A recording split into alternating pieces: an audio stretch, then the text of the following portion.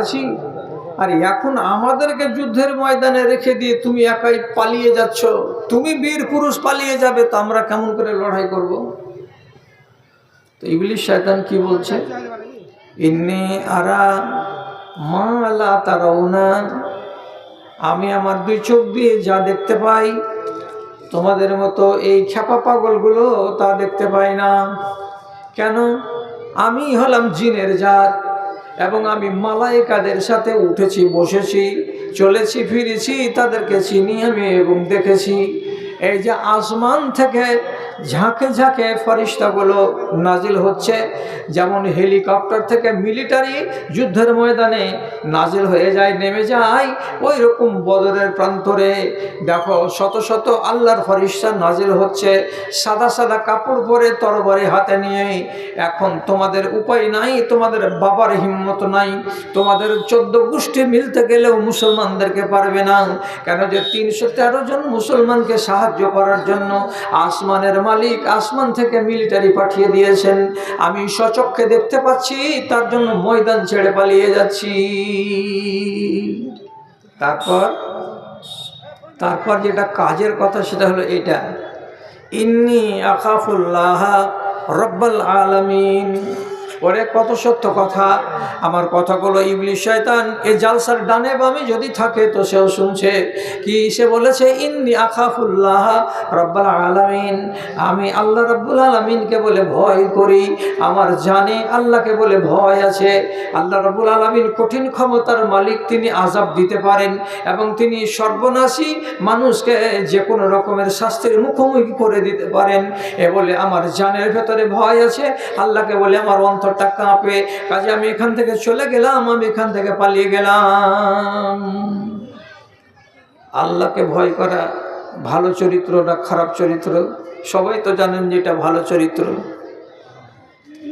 আল্লাহ 10 জায়গাতে বলছেন আল্লাহকে ভয় করো, আল্লাহকে ভয় করো। আর ইবলিস ঘোষণা দিয়ে বলছে যে আমি আল্লাহকে ভয় করি, একদম পরিষ্কার ভাষা, ইন্নী আখাফুল্লাহ, আমি আল্লাহকে ভয় করি। আচ্ছা, প্রশ্ন হলো, তুমি যদি আল্লাহকে বলে ভয় করো তো নামাজ কেন পড়ো না? তুমি যদি আল্লাহকে বলে ভয় করো তো সূরা বাকারার যেটা মূল্যবান আয়াত, আয়াতুল কুরসি, আবু হুরায়রাকে শিখিয়ে দিচ্ছে মানুষের রূপে, আর ও নিজে ওটার উপরে ওর বিশ্বাস নাই। তো বিশ্বাস কেন করো না? যে এটাই তো আমার দোষ, আমি সব বুঝি, আমি সব জানি, আমি আল্লাহকে বলে ভয় করি এবং সে কাঁদে, এটাও সহিহ হাদিস থেকে প্রমাণিত।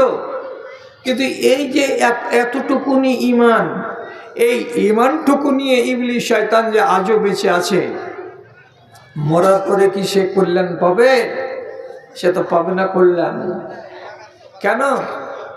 ওরা যেমন এক আল্লাহকে মেনে সমগ্র আল্লাহকে অস্বীকার করতে পারেনি, আর এটাই কথা নবীজি বলেছিলেন প্রথমে এইরকম করে, লা ইলাহা, কোনো মাবুদ নেই, দিয়ে শেষখানে বলেন ইল্লাল্লাহ, একমাত্র আল্লাহ। তো সবকে ডানে বামে লা ইলাহা, কোনো মাবুদ নেই বলে একমাত্র ইল্লাল্লাহকে, এ কথাটাকে সাব্যস্ত করার কথা, কিন্তু সেটা তারা করতে পারেনি। যার কারণে আল্লাহ তাআলার সাথে সাথে অন্যান্য আল্লাহকেও আল্লাহ ধরে থেকেছে, এই জন্য তারা মুশরিক হয়ে আছে, আর ওই 1 পয়সার ঈমান তাদের কাজ দেয়নি। এখন ওই জের টেনে এনে আপনার ঘাড়ে চাপাচ্ছি, আপনার বাড়ি হলো ইলামি তারানগর, কি চাপাচ্ছি? আপনাকে যদি আলাদাভাবে জিজ্ঞেস করি যে আপনি আল্লাহকে ভয় করেন, আপনি এক বাক্যে বলবেন, বলছে কে আছে দুনিয়াতে যে আল্লাহকে ভয় করে না? আপনি করেন? জি করি। আল্লাহর কসম, কথাটা আপনার ঝুটা। কেন ঝুটা? আপনার যতগুলো আমল আপনি করছেন, আর আল্লাহকে বিশ্বাস করি বা আল্লাহকে ভয় করি কথাটা যদি সত্যি হতো, তাহলে আপনার এই বকলমে এতগুলো কাজ আপনার দ্বারাই হতো না। যতগুলো গন্দেগিতে আমরা ডুবে আছি, আমরা আর আমাদের মা বোনেরা ডুবতাম না। কেন? সবাই এক কথায় বলে আল্লাহকে জানি, আল্লাহকে চিনি, আল্লাহকে মানি, আল্লাহকে ভয় করি, ব্যাস। কিন্তু অ্যাকচুয়ালি আল্লাহ কি জিনিস, শতকরা 95টা মানুষই আমরা এটাকে বোধ বুদ্ধির ভেতরে নিয়ে আসি না। কি জিনিস আল্লাহ? তিনি নিজের পরিচয় দিতে গিয়ে কোরআন মাজিদে বলেছেন, লা ইয়াযুবু আনহু মিসকালা যাররাতিন ফিস সামাই ওয়াল আরদ। আকাশ এবং বাতাসে, জমিনে, সাত সমুদ্রে, পাহাড়ে, যে কোনো প্রান্তে, যে কোনো জায়গায় একটা জাররা যদি পড়ে থাকে কোনো জায়গায়, যদি একটা চাঁদির টুকরা পড়ে থাকে 7 তাবাক পাথরের তলায়, কোনো একটা জঙ্গল, গহীন জঙ্গলের ভেতরে কোথাও যদি একটা সরিষার দানা পড়ে থাকে, তো রব্বুল আলামিন বলছেন আমার চোখ থেকে একটা সরিষার দানা কোনটা ঢেলের নিচে পড়ে আছে, কোনটা পাথরের তলায় পড়ে আছে, কোন গাছের তলায় কোথায় একটা লোহার টুকরো পড়ে আছে, আমার চোখ থেকে কেউ ফাঁকি দিতে পারবে না, কেউ আমার চোখ থেকে আড়াল হতে পারবে না। সবই আমার রিমোট কন্ট্রোলের আছে এবং আমি সবকে আমার সিসি ক্যামেরায় দেখতে পাই, সবকে দেখতে পাই, সবকে দেখতে পাই। কি করছো তুমি? দেখতে পাই আল্লাহ। বিশ্বাস হচ্ছে না? যদি এই কথাটা আপনার আক্কেলে মজুদ থাকে, যদি থাকে, তাহলে আপনি বলুন একটা বেটা ছেলের দ্বারাই, পুরুষের দ্বারাই একটা অন্যায় কাজ হতে পারে? সাথে সাথে এটা প্রশ্ন হবে না, রে কোন জিনিসে হাত দিছিলে? হাতখানা তো আল্লাহ তাআলা দেখতে পাচ্ছেন। আরে মুখে কি খেতে গেলাম রে, কি করতে গেলাম রে, আল্লাহ তাআলা তো দেখতে পাচ্ছেন। তো যা আপনি কর্ম করবেন, কুকর্ম, সব তো আল্লাহ তাআলা দেখছেন। তাহলে এই কথাটা কি বিশ্বাস নাই? তো আপনি যে ফের বলছেন যে আমি আল্লাহকে মানি, আল্লাহকে জানি, আল্লাহর ক্ষমতাকে বুঝি। সহিহ হাদিসে আছে আল্লাহর পাওয়ার কতখানি এবং আল্লাহর ক্ষমতা কতখানি। যদি দেখতে চান, জানতে চান, তাহলে এটা থেকে আপনাকে কিছুটা শিক্ষা নিতে হবে। কি বলেছেন সেখানে? ফাইন্নাহু ইয়াসমাউ ইলা দাবিব লামনাতিন সাউদা ইলা আলা সাখরাতিন সাউদা ফি লাইলাতিন সাউদা। আল্লাহ রাব্বুল আলামিন নাই বলছেন একটা ঘুটঘুটে কালো অন্ধকার রাত, সেই ঘুটঘুটে কালো অন্ধকার রাতে একটা কালো কুচকুচে পাহাড়, সেই কালো কুচকুচে পাহাড়ের উপরে একটা কালো পিপিলিকা। 3 রকমের কালো, 3 রকমের কালো। এই 3 রকমের কালোর মধ্যে ওই যে ছোট্ট একটা পিপিলিকা কোন দিকে পা তুলে হাঁটছে, পূবের পানে যাচ্ছে না পশ্চিমের পানে যাচ্ছে, ডানে যাচ্ছে না আগে যাচ্ছে, এবং তার পায়ের তলা দিয়ে কতটা আওয়াজ হচ্ছে।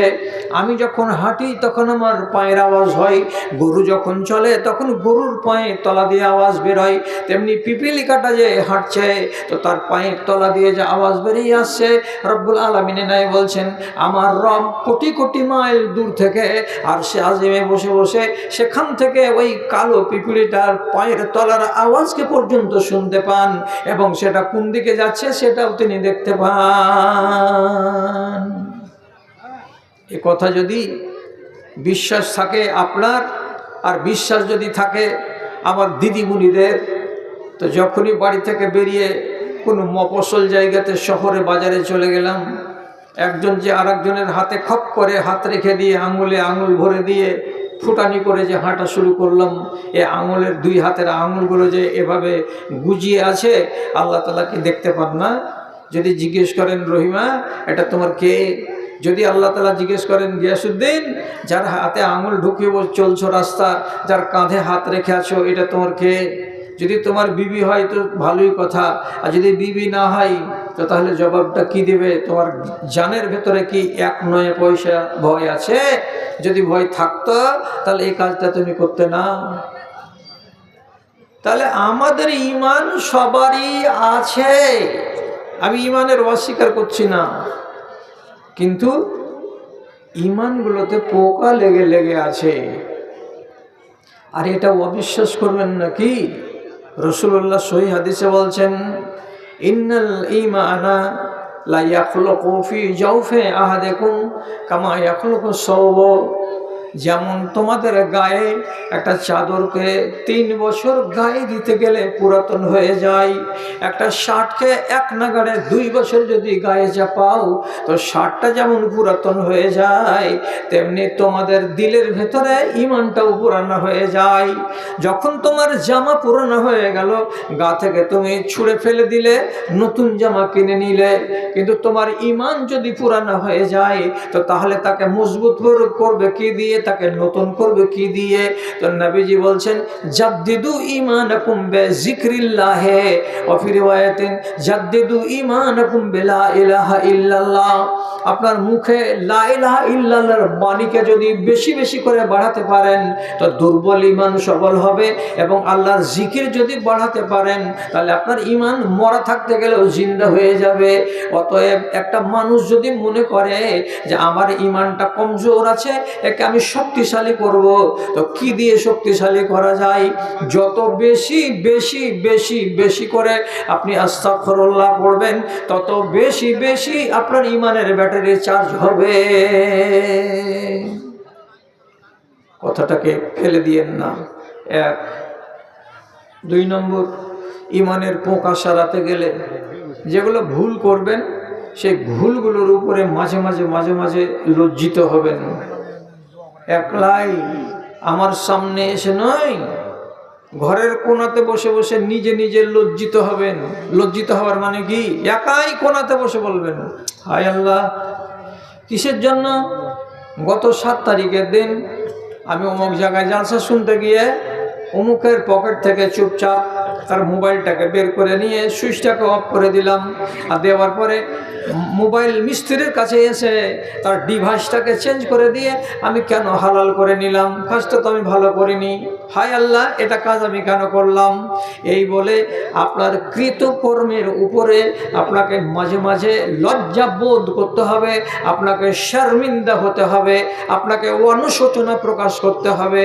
এটা যদি মানুষ করে তো তাহলে তার ঈমানটা সবসময় চাঙ্গা হয়। কেন? নবীজি হাদিসে বলছেন আর নাদামাতু তাওবাতুন।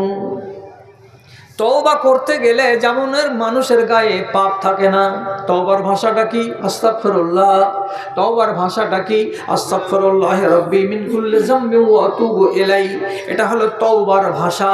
তো তওবা করতে গেলে গা যেমন পরিষ্কার হয়ে যায়, তেমনি রাসূলুল্লাহ সহিহ হাদিসের ভেতরে বলছেন আর নাদামাতু তাওবাতুন। একটা মানুষ যদি ঘরের কোণে নির্জনে বসে লজ্জিত হয়, শর্মিন্দা হয়, অনুশোচনা প্রকাশ করে, তাহলে এটা হলো তার তওবা। তার পাপগুলো ঝরে ঝরে ঝরে ঝরে যায়। এটা হয় কখন আপনার যে এই কাজ আমি করেছি, এই কাজ করা আমার ঠিক হয়নি, আল্লাহ এটার জন্য আমি খুবই লজ্জিত, আমাকে খুব শরম লাগছে, আমি মনে মনে অনুতপ্ত, এরকম কথা কি মনের ভেতরে জাগে?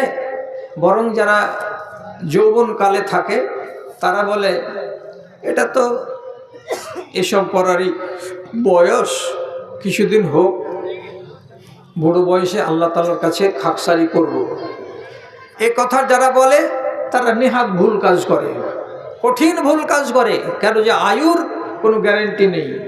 আর যারা টাটকা টাটকা করে, ভুল হলো কাল না হয় পরশু বা 2 দিন পরে ওর মনে চলে এলো আমি ধুলিয়ানের গরুহাটে গিয়ে এই কাজটা করেছিলাম, চলে এলো খেয়াল, অনুশোচনা করে ঘরের কোনায় বসে বসে, আল্লাহ তাআলা তোমাকে মাফ করে দেবেন, ঈমানের পোকাটা সরে যাবে, ঈমানটা সলিড হয়ে থাকবে, দুর্বল হোক বা সবল হোক।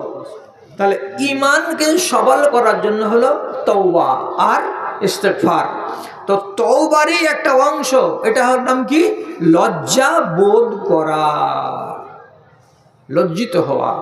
কেন করলাম এই কাজ? আপনাকে কতটি কথা শোনাবো এর উপরে। একগুলো অনুশোচনা হলো আমার নিজের কোনো কর্মকে দেখে যে এটা কাজ আমি যদি না করতাম তাহলে হয়তো ভালো হতো, কেন করলাম। আর একগুলো মানুষ ইয়াকিন করে নাই যে আমি এটা যে করেছি তো একদম নেহাত ভুল কাজ করেছি, এই ভুলের উপরে লজ্জিত হওয়া এবং শর্মিন্দা হওয়া। তাহলে দুটাতে আসমান জমিনের তফাৎ। কথার দিকে খেয়াল রাখতে পারবেন। এদিকে তাকান আমার দিকে দয়া করে আল্লাহর ওয়াস্তে। হযরত আলী রাদিয়াল্লাহু তাআলা আনহু এবং মুয়াবিয়া রাদিয়াল্লাহু তাআলা আনহু একটা রাজনৈতিক দ্বন্দ্বে জড়িয়ে গেছিলেন, গিয়ে তারা যুদ্ধে মুখোমুখি হয়েছিলেন। যুদ্ধটার নাম হলো সিফিনের যুদ্ধ। সে যুদ্ধের ময়দানে আল্লাহ সবকে মাফ করে দিও তুমি, বুঝার ভুল হয়েছিল 2 বড় বড় সাহাবীর। একদিকে হাজার হাজার মিলিটারি নিয়ে হাজির হযরতে মুয়াবিয়া, আর একদিকে হাজার হাজার মিলিটারি নিয়ে হযরতে আলী রাদিয়াল্লাহু তাআলা আনহু। সিফিনের যুদ্ধের চতুর্থ দিনের দিন সন্ধ্যাবেলায় মরা মিলিটারিদের সংখ্যা গণনা করা হলো। মরা কতটি মরেছে দুই পক্ষের, তো সংখ্যাটা একটু 19-20 হতে পারে। তো তাতে হলোটা কি, যে হযরতে মুয়াবিয়া রাদিয়াল্লাহু তাআলা আনহুর মিলিটারিদের মধ্যে থেকে কাছাকাছি 34,000 জন মুসলমান মারা গেছে, এবং হযরত আলীর পক্ষ থেকে মিলিটারি মারা গেছে একটু কম এবং বেশি 30,000। তাহলে দুই পক্ষ থেকে মুসলমান মারা গেছে কতটি? 64,000। সুবহানাল্লাহ। সবটি মুসলমান, সবটি মুসলমান, এদিকেও মুসলমান এদিকেও মুসলমান। শুধু ভুল বুঝাবুঝির কারণে এত বড় কাণ্ড ঘটে গেছে। হ্যাঁ, ভুল তো হয়। ভুল যদি মানুষ না করবে তো আপনি ফেরেশতা হতেন, আপনাকে দুই চোখে আমি দেখতে পেতাম না। ভুল করে না কারা? ফেরেশতা যারা। ভুল করে কারা? আদমের বাচ্চা যারা। আপনি ভুল করবেন এটা তো লেখা আছে আল্লাহ তাআলার কলম দিয়ে। তো ভুলগুলো করার পরে কেন আপনার মগজ ঠান্ডা হয় না? আর আপনি তারপরেও কেন ওই রকম করে ঝাঁকুনি দিয়ে বেড়াচ্ছেন যে না আমরা যেটা বলছি, আমি যেটা বলছি সেটা ঠিক বলছি, ওরা যেটা বলছে সেটা ভুল বলছে। 64,000 মিলিটারি যখন ময়দানে শহীদ হয়ে সব পড়ে আছে লাশ, সেদিন রাত্রিতে হযরত আলী রাদিয়াল্লাহু তাআলা আনহু খবর পেলেন। তো পাওয়ার পরে চোখের কোনা দিয়ে বড় বড় 2 ফোঁটা পানিকে নামিয়ে কাঁদতে কাঁদতে কাঁদতে কাঁদতে তিনি বলছেন, ইয়া লাইতানি মিতু ক্বাবলা 20 সানা। হায় আমার দুঃখ, হায় আমার আফসোস, আমি যদি এই দিন থেকে শুরু করে 20 বছর আগে মরে যেতাম, 20 বছর আগে যদি আমার মরণ হয়ে যেত, তাহলে আমি হযরত উসমানের শহীদ হয়ে যাওয়ার পরে মদিনার মুসলমানদের চাপে পড়ে নিজেকে খলিফা বানাতাম না। এবং এই উসমান রাদিয়াল্লাহু তাআলা আনহুর প্রতিশোধকে কেন্দ্র করে সিরিয়ার মাটিতে হযরতে মুয়াবিয়া এইভাবে তিনি নিজেকে খলিফা বলে দাবি করতেন না। আর একই ময়দানে একই রাষ্ট্রে দুটো খলিফা, এটা কোনোদিন হয় না। তার জন্য আমি নিজেকে হক এবং ওই লোকটাকে বাতিল সাব্যস্ত করে তার সঙ্গে লড়াই করতে গেলাম। আর লড়াই করতে গিয়ে মুসলমানেরা দুই দল থেকে 64,000 মরে গেল। হায় আল্লাহ, কিয়ামতের দিন যদি জিজ্ঞাসা করা হয়, এইরকম যদি হয়ে যায় যে আমি না হক ছিলাম, আমি হকের ওপরে ছিলাম না, তাহলে আমাকে এটার কৈফিয়ত দিতে হবে। কেমন করে আমি কৈফিয়ত দেব? যদি এমনটা হয় যে হযরতে মুয়াবিয়া রাদিয়াল্লাহু তাআলা আনহু না হকে পড়েছিলেন, তাহলে তিনি কেমন করে 64,000 মানুষের মরে যাওয়ার কৈফিয়ত দিবেন? এই কথাটা যখন চিন্তাতে এলো তখন তিনি লজ্জিত হলেন, শর্মিন্দা হয়ে গেলেন। আর যাওয়ার পরে আলী রাদিয়াল্লাহু তাআলা আনহু বলছেন, 20 বছর আগে যদি মরে যেতাম তো সেটাই ভালো ছিল, আমি কিসের জন্য বেঁচেছিলাম? তো কাজ তার দ্বারাই একটা হয়েছে, বলে না অনুশোচনা। আপনার কখন হবে অনুশোচনা? আমাদের মধ্যে এটা কেন আসে না? দেখেন, কথাগুলোকে বাড়িয়ে নিয়ে যান না। আমি আপনাকে বলি, আজ থেকে 45 বছর আগে আমাদের এলাকায়, আমাদের মালদহ জেলায় একজন নাম করা একজন ভালো যোগ্য আলেমে দ্বীনকে 3-4 জন লোক মেরে ওকে কুচি কুচি করে কেটে বস্তাতে ভরে মুখটাকে বেঁধে দিয়ে একটা বিলে ফেলে দিয়েছিল। আর দিয়ে বস্তার উপরে কুচুরি পানাগুলোকে নিয়ে এসে চাপিয়ে দিয়েছিল। তো কুচুরি পানাগুলো মরেনি, সব জিন্দা হয়ে আছে, আর ওর তলাতে বস্তাটা আছে। এদের ধারণা হলো কি 15 দিন 20 দিন এই কুচুরি পানার তলে থেকে থেকে পচে যাবে, সরে যাবে, গলে যাবে, আর কেউ কিছু ধরতে পারবে না। পুলিশ সেই যুগে পেরেশান হয়ে গেল, কে মেরেছে ধরতে পারলো না। জিনিসটা ধামা চাপা পড়ে যাওয়ার মতো হলো। 15টা দিন গত হয়নি, গ্রীষ্মকাল, মহিষকে আপনারা দেখেননি যে মহিষ কেমন করে গরম লাগতে গেলে পানির জন্য বেকার হয়? মহিষ তো দেশে নাই, উঠে গেছে। তো গরমের দিন গ্রীষ্মকাল একজোড়া মহিষ চড়তে চড়তে চড়তে চড়তে গা যখন গরম হয়েছে, খুব তাপ লেগেছে, পানি পান করার পিয়াসা জেগেছে, তখন 4 বিঘা দূর থেকে পানিকে দেখে দৌড়াতে দৌড়াতে দৌড়াতে দৌড়াতে এসে পানিতে এসে পড়বে মহিষ দুটা। তাই যে দৌড়ে আসলো মহিষ, একটা 3 কুইন্টাল 4 কুইন্টাল ওজনের জানোয়ার জোড়া হয়ে এলো। তো ওর পায়ের খুরে লেগে দলগুলো সব চারিদিকে এদিক ওদিক হয়ে গেল। আর মহিষটা ওখানে গিয়ে আবার বসলো, একবার এদিকে গোড় দিল, একবার ওইদিকে গা গড়া দিল। এই করতে করতে বস্তাটা জেগে গেল। বস্তা যেমন জাগলো, গন্ধ বেরোলো, গন্ধ যেমনি বেরোলো, কাক বসলো, কাক যেমনি বসলো, মানুষের উৎসাহ বাড়লো। মানুষ এখানে এসে লগ্ঘা দিয়ে টেনে যদি দেখছে, তো ওই আলেমের চেহারা, হাত আর পা সব পচে তুলতুলে হয়ে আছে, সরে সরে গেছে, কিন্তু চেহারাটা বিকৃত হয়নি, চেহারাটা চিনতে পারা যাচ্ছে। গাল ভর্তি দাড়ি। উঠিয়ে নিয়ে গিয়ে তাকে মাটি দিয়েছে। ইঙ্গিতে বলা হলো এ কাজ কে করেছে, তো অমুক অমুক অমুক অমুক করেছে, এটা আমাদের ধারণা, এই নিয়ে বিবাদ করেছে বলে ধারণা। কেউ বলল কিছুদিন পরে যে তোমাদের একজন মারা গেল জি, খুব কষ্ট পেয়ে, খুব কষ্ট পেয়ে। তো তাহলে বাকি তোমরা যে কজন আছো, তোমরা কি তোবা টোবা করছো? এত বড় যে কাজ তোমরা করেছিলা? তো ওদের ভেতরে একজন তখন বলতো,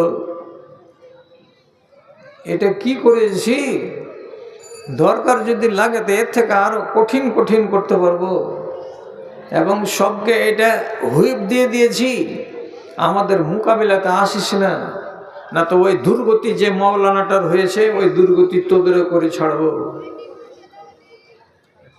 তাহলে 5 বছর 7 বছর কেটে যাওয়ার পরেও এত বড় পাপকে নিয়ে যখন সব ধামাচাপা পড়ে গেছে, তখন তো অনুশোচনা প্রকাশ করা উচিত যে আমি কেন এত বড় কাজ করলাম, আল্লাহ তুমি আমাকে মাফ দিও। অথচ কোরআন বলছে, মান কাতালা মুমিনান মুতাআম্মিদান ফাজাযাউহু জাহান্নামা খালিদান মুখাল্লাদা। কোনো মানুষ যদি কোনো মুমিনকে হত্যা করে দেয়, তাহলে তার বদলা হলো অনন্তকাল ধরে জাহান্নামের আগুনে জ্বলতে থাকা। এটা সিদ্ধান্ত রব্বুল আলামিন দিয়েছেন বটে, তারপরেও তো আপনি হলেন মুসলমানের বাচ্চা, আপনাকে দোয়া করতে বারণ নেই, আপনাকে ইস্তেগফার করতে বারণ নেই, আপনাকে তওবা করতে নিষেধ নেই। আপনি দিন আর রাত আল্লাহ তাআলার কাছে যদি ক্ষমা চান, তো তিনি আল্লাহ যদি মেহেরবানি করে আপনাকে মাফ করে দেন, তো করে দিতেই পারেন। এই জন্য মানুষকে সব সময় লজ্জা বোধ করা দরকার। ক বছর বয়সে নামাজ ধরেছেন? অনেক ভাই আছে 50 বছর বয়সে। তো এদিকে যে 15 বছর থেকে শুরু করে 50 বছর পর্যন্ত আপনি 35 বছর নামাজ পড়েননি, এর জন্য আপনার অনুশোচনা কি আছে?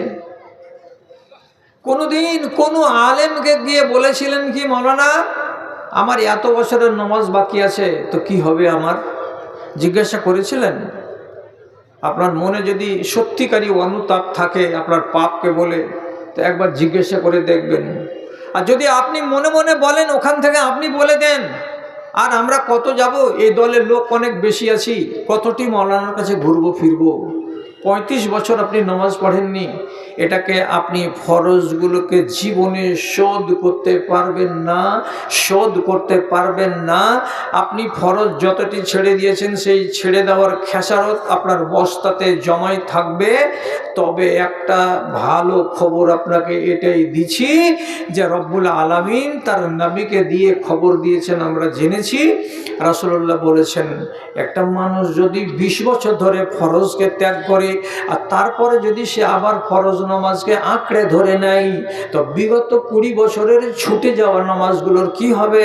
তো আল্লাহ রাব্বুল আলামিন কিয়ামতের দিন এরকম আদেশ দিয়ে বলবেন, ফানজুর ইলা নওয়াফিল আবদি, আমার বান্দার ফরজ নামাজের বস্তাটা ছোট হয়ে গেছে, এটা 14 পাশারির বস্তার মতো সাইজ হয়ে নাই।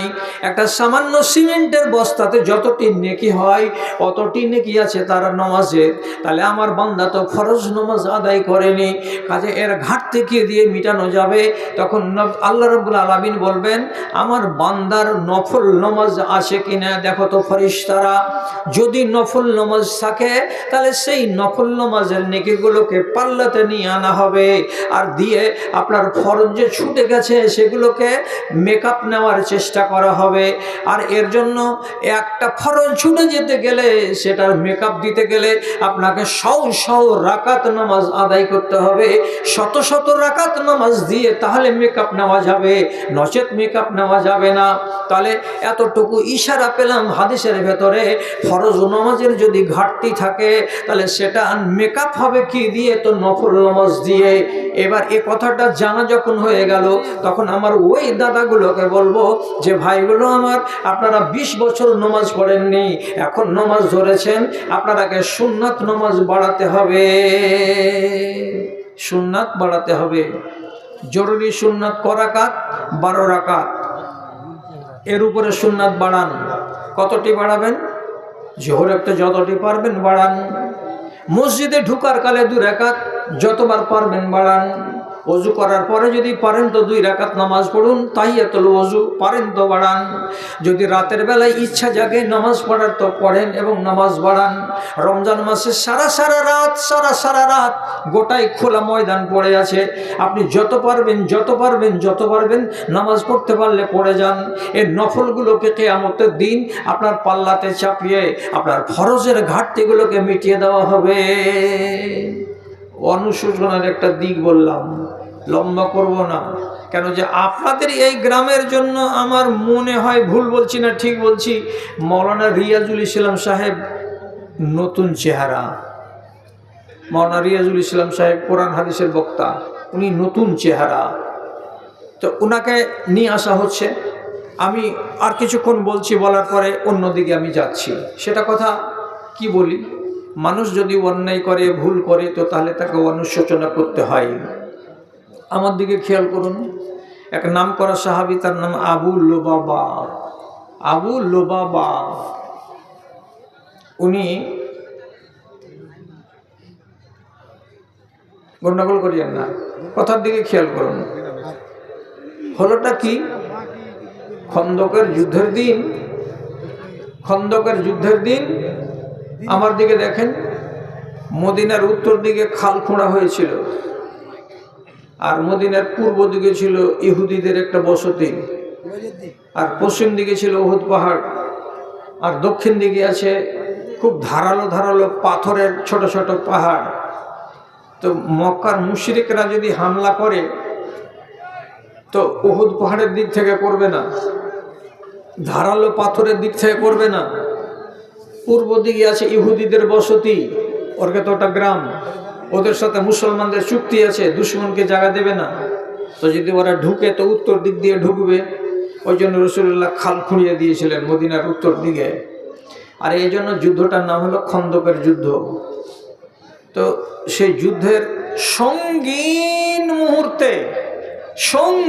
মুহূর্তে ইহুদিরা গাদ্দারি করেছিল, মক্কার মুশরিকদেরকে রাস্তা খুলে দিয়েছিল। দুশমন জাত ভাই, তোরা এদিক দিয়ে আয়, আর সে মুসলমানদের বাড়িতে হানা দিয়ে দেয়। কিন্তু নুআইম ইবনে মাসউদ রাদিয়াল্লাহু তাআলা আনহু, এক ইহুদি যিনি মুসলমান হয়েছিলেন, তিনি এ রাজকে খুলে দিলেন। আল্লাহর দয়া হলো, ওই মুশরিকরা কিন্তু আর ইহুদিদের আংনা দিয়ে গুলি দিয়ে হামলা করতে পারলো না। শেষ পর্যন্ত ব্যর্থ হয়ে চলে গেল এখান থেকে ওরা ফিরে মক্কা। রাসূলুল্লাহ যুদ্ধের ময়দান থেকে এসে জামা কাপড় খুলে একটু গোসল টোসল করবেন, তো জিবরিল এসে বলছেন যে আপনি জামা কাপড় খুলে দিয়েছেন? জি। না, খুলতে হবে না। কেন? বনি কুরাইজাদের বাড়িকে ঘেরাও করতে হবে। কি জন্য? যেহেতু ওরা যুদ্ধের মুহূর্তে সাংঘাতিক বিশ্বাসঘাতকতা করেছে।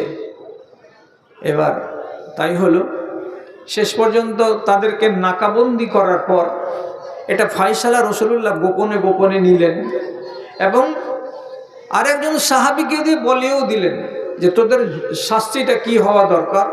তো শাস্তি হলো এই যে এদের যেগুলো যুবক তাদেরকে হত্যা করে দেওয়া হবে, এদের যেগুলো মেয়ে ছেলে তাদেরকে বন্দি করে দেওয়া হবে, আর বাদবাকিগুলোকে বয়স্ক যেগুলো আছে তারা এখান থেকে চলে যাবে অনেক দূর এলাকায়, সেটা হলো তাবুকের এলাকা। তো ফয়সালাটা তো এখন ভিতরে আছে। তো ওদেরকে হালাতটাকে জানবার জন্য রাসূলুল্লাহ আবু লুবাবাকে পাঠালেন যে যাও, ওরা তোমার সাথে আলোচনা করতে চাইছে, আর তোমার সাথে ওদের বন্ধুত্বালি আছে, একটু আলোচনা করো গা। তোমরা কেন এ কাজ করলে, তোমরা বিশ্বাসঘাতকতা কেন করলে, তোমরা বিপদের কালে দুশমনদেরকে জায়গা কেন দিলে, কথাবার্তা বললে টোলে ওদের কাছ থেকে এসো জেনে শুনে। কিন্তু খবরদার, যেটা আমাদের ফয়সালা হয়েছে কি যে ওদের যুবকগুলোকে হত্যা করে দিতে হবে এবং মহিলাগুলোকে বন্দি বানাতে হবে, এ ফয়সালার খবর তুমি বলবে না, এটাকে রাজ গোপনেই রাখবে, গোপনকে কিন্তু খুলবে না। উনি গেলেন আলোচনা করতে, কথা হচ্ছিল, তখন ওরা কেঁদে কেঁদে বলছে, হ্যাঁ তুমি তোমাদের নবীকে বলো আমাদেরকে যেন কোনো রকমের অন্যায় না করে, আমাদেরকে যেন তাড়িয়ে না দেয়, আমাদের একটা ভুল হয়েছে সেই ভুলটাকে যেন মার্জনা করে দেওয়া হয়, এই হয় ওই হয়, কান্নাকাটি করছে। ইতিমধ্যেই আবু লুবাবা কথা কয়টা শুনতে শুনতে হঠাৎ করে বলছে, বেশি বকিও না তো, বেশি বকিও না, তোমাদের সম্বন্ধে ফয়সালা হয়ে আছে, আর কোনো কথা বলার নেই। তখন কথা বলার নেই, ফয়সালা হয়ে আছে, কি হয়েছে? হাত খাটাকে এরকম করে চাকুর মতন করে ধরে এরকম করে ইশারা করবে, টুটি কেটে দেওয়ার কথা বলা হয়েছে, ফয়সালা হয়ে গেছে, যুবকগুলো টুটি কেটে দেওয়া হবে, এটা ফয়সালা হয়ে গেছে। কথাটা যখন তারা শুনতে পেল, হাউমাউ করে কান্নার রোল পড়ে গেল।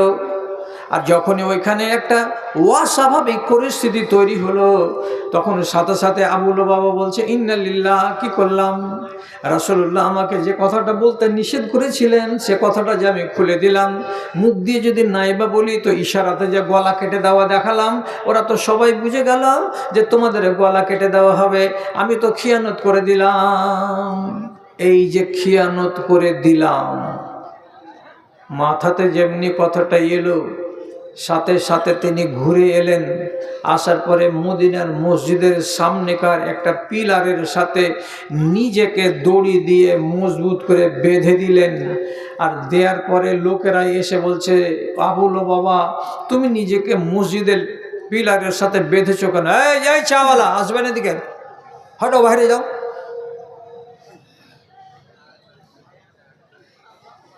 যতদিন আমি মরিনি ততদিন পর্যন্ত এটাই থাকবে, আমার মরার পরে অন্য বক্তা যা করবে করবে।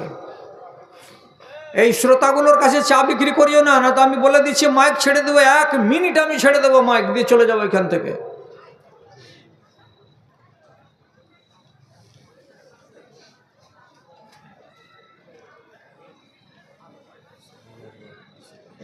দড়ি দিয়ে শরীরকে বেঁধে দিলেন মসজিদের পিলারের সাথে। রাসূলুল্লাহ এসে বলছেন, কি ব্যাপার? তো বলছে, আমি এ পাপ করে দিয়েছি, আমি লজ্জিত, যতক্ষণ পর্যন্ত আল্লাহ তাআলা আমার গুনাহ মাফ না করবেন ততক্ষণ পর্যন্ত আমি দড়ি খুলব না। এবার তারপরে তখন যখন নামাজের টাইম হয়, খানা খাওয়ার টাইম হয়, বিবি বাড়ি থেকে আসে, গিরাগুলোকে খুলে দেয়, 3-4টা খেজুরের দানা, এতটুকু ছাতু সেনে শুনে খেয়ে নেই। নেওয়ার পরে বিবিকে বলে, হাত দুটাকে উল্টো করে পিছন দিকে পিলারের সঙ্গে বেঁধে দাও, বাঁধা থাকে, নমাজের কালে খুলে দেয়, নমাজ পড়া হয়ে যায়, আবার পিলারের সাথে হাত বেঁধে দেয়। লোকেরা বলছে, আরে কোন কথা হলো, আল্লাহ পাকের রসুল লোকটাকে নিষেধ করেন না, কিসের জন্য এমনি করে পিলারের সাথে হাত বাঁধছে আর এমন করে নিজেকে দোষী কেন বানাচ্ছে?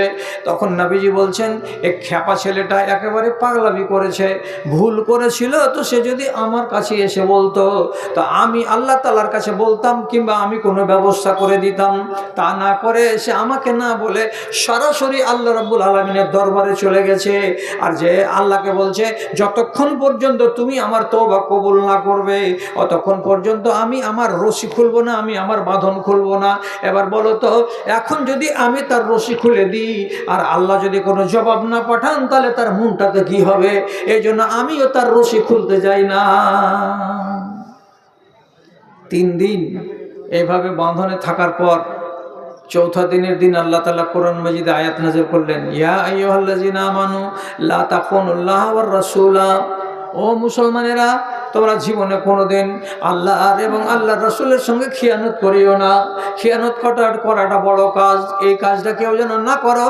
যদি এইরকম খিয়ানত থেকে নিজেকে বাঁচাতে না পারো তাহলে পরে কিন্তু তুমি ইমানে পোকা লাগা হয়ে মরবে। যখন আয়াতটা নাজিল হলো সাথে সাথে খবর দেওয়া হলো নবীজিকে, সাহাবী শুনতে পেলেন। তারপরে রাসূল কারীম তার কাছে গেলেন, যাওয়ার পরে বললেন, আবুল্লাহ বাবা, তুমি লজ্জিত হয়েছিলে, তুমি নিজেকে শর্মিন্দা বানিয়েছিলে, তুমি আল্লাহ রাব্বুল আলামিনের কাছে অনুশোচনা প্রকাশ করেছিলে। আল্লাহ তাআলা তোমার লজ্জার প্রতি কর্ণপাত করেছেন, সুবিচার করেছেন, তোমার তওবা কবুল হয়েছে। এবার তুমি তোমার দড়িগুলোকে খুলে নাও, আর নেওয়ার পরে স্বাভাবিক মানুষের মতো তুমি বাড়ি যাও। তোমার গায়ে কোনো দোষ নাই, তোমার গায়ে কোনো ত্রুটি নাই। একটা সাহাবী এত বড়টা জালিলুল কাদার সাহাবী, সে একটা ভুল করেছে আর করে আল্লাহ রাব্বুল আলামিনের কাছে অনুশোচনা করছে। আর আমরা তো পাপের সাগরে ডুবে আছি, তারপরে তো আমাদের লজ্জাবোধ হচ্ছে না। মনে রাখবেন সবটি কথার ভেতরে এই কথাটা যে আন্নাদামাত তাওবাতুন। আপনি যদি লজ্জিত হন তো এটা তওবার একটা অংশ। আল্লামা আলবানী রাহমাতুল্লাহ হাদিসটাকে সিলসিলায়ে সহিহার ভিতরে সহি বলে আখ্যায়িত করেছেন। আপনি পার্সোনাল ঘরের কোণে মসজিদে যে কোনো টাইমে নিজেকে মালামত করবেন আর বলবেন, এ কাজ করা আমার ঠিক হয়নি, এ কাজ করা আমার উচিত হয়নি। অনেক কথা ছিল, বলছি না, বললাম না। কেন বললাম না? যে সময়টা অসময় হয়ে গেল আর আমাদের হাতে একজন জাদরেল বক্তা জমাতে আছেন আর কাজ বাকি পড়ে আছে। কথা হলো এই যে আপনারা এই বছর যে হারে টাকা পয়সা দিয়েছেন এ হারটা কিন্তু ঠিকঠাক নয়, এটা একটু মন্থর। তো আমি ওয়াজ এখানে থামাচ্ছি কিছুক্ষণের জন্য, দরকার লাগলে আবার যেখান থেকে ছাড়ছি সেখান থেকে শুরু করব। কিন্তু তার আগে আপনাদের কাছে আমার বিনীত নিবেদন, আমি এ মাদ্রাসার জালসায় কতদিন থেকে আসছি আপনাদের জানা আছে? আমি আইডিয়া করে বলছি, কম বেশি হতে পারে। যেমন এক যুগে লোকেদের পাঁজা করা থাকতো। পাঁজা কাকে বলে আমাদের দেশের লোক, আপনারা এটা ভাষা বুঝেন কি বুঝেন না, যে এই এলাকার কোনো বেটা ছেলের ওই খাতনা অন্য লোক করতে পারবে না, যে আমার পাঞ্জা করা আছে, আমি ছাড়া কেউ করবে না। এই গ্রামের লহলাক্কড়গুলোকে পুড়িয়ে দেওয়া, পাসনি বানিয়ে দেওয়া, হাঁসুয়া বানিয়ে দেওয়া, দাও বানিয়ে দেওয়া, কেউ পাবে না, আমি পাবো। কেন? যে আমার এখানে পাঞ্জা করা আছে। তো তারানগর মাদ্রাসাতে তো আমার পাঞ্জা করা আছে। আমি কতদিন থেকে আসছি? 35 বছর থেকে আসছি। আজকে যে কষ্টটা আমার উপর দিয়ে যাচ্ছে, সে কোথায় গুয়াহাটির পাহাড়ের উপরে নিয়ে গেল জালসা করতে আমাকে সম্মেলনে, ভালো জায়গা বলে, আর এ বুড়ো খেবড়ো করে যে মাজাকে আর শরীরকে আর পিঠকে লাট করে রেখে দিয়েছে। অত দূর থেকে আসলাম ট্রেনে করে, আবার মালদাতে নেমে টাপাতে টিকিট কেটে আর একটা ট্রেন ধরে এখানে এলাম, এখান থেকে আবার এখানে এলাম। 4 দিন পরে কালকে আল্লাহ বাড়ি নিয়ে যাই তো যাব। প্রোগ্রাম ছিল উত্তরবঙ্গ ধরার, কিন্তু কারণবশত দেরি হয়ে গেল, উত্তরবঙ্গ দক্ষিণবঙ্গ থেকে চলে গেল পার হয়ে। এখন কোন বঙ্গ ধরবো আল্লাহ তাআলা জানে। আপনারা যদি তারানগর মাদ্রাসার লোক না হতেন তো আমি কষ্ট করতে আসতাম না। আমার মাথাতে এই স্টেজ যখন মনে আসে তখন আমার কলেজা ফাটে, যখনই খেয়ালে চলে আসছে যে এই বুড়া মানুষটা কই। আর এই চেয়ারখানে বসে থাকতেন শ্রদ্ধেয় মাওলানা ইসমাইল সাহেব তারানগরী, এ লোকটা কই? এত বড় মাদ্রাসাকে ওনারা গড়ে দিয়ে চলে গেছেন। ওনারা কি একাই গড়েছেন? আপনারা দিয়েছেন বিন্দু বিন্দু, আর ওনারা এমনি করে হাতে নিয়েছেন, নেওয়ার পরে এখানে মাদ্রাসার অফিসে এসে ঢেলে দিয়েছেন।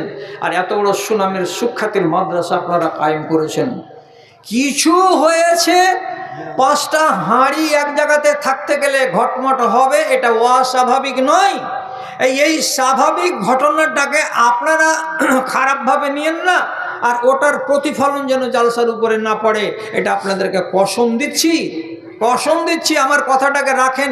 আমি 65 বছরের বুজরুগ বলছি, বুড়া মানুষ বলছি, যে কিছু একটা হয়েছে তাই বলে দূরে দূরে থাকবেন, এটা যেন না হয়। আপনারাকে মন খুলে, প্রাণ খুলে, নারীর সম্পর্ক মাদ্রাসার সাথে আপনাদেরকে সম্পর্ক আবার জুড়তে হবে, এবং টাকা পয়সা আপনাদেরকে দিতে হবে মাদ্রাসায়। আপনারা আসুন, মৌলানা রিয়াজুল সাহেবকে ডাক দেওয়া হয়ে গেছে, উনি চলে আসছেন। তো প্রথমে কে আসছেন একটা ভালো দান নিয়ে? জানকীনগর থেকে বিলাল সাহেব, 30,000 টাকা। আমার বাবা মারা গেছে, মা অসুস্থ, ব্যবসার জিনিস সকলের জন্য